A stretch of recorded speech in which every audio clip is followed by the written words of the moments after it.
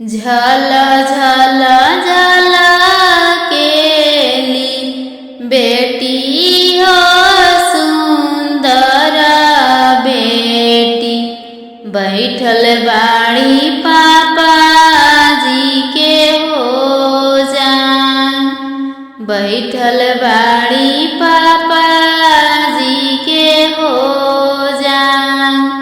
तनिया सा बेनिया डोलावा हो सुंदर दुल्हा, भिन ताटे सोला हो रे सिंगार, भिन ताटे सोला हो रे सिंगार।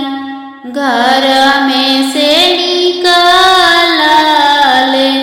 भैया हो कवना भैया, निकाले लगले झटा पट रुमाल, निकाले लगले झटा पट रुमाल। घर में से निकलली भाभी हो कवना भाभी, छीने लगले झटा पट रुमाल, छीने लगले झटा पट रुमाल।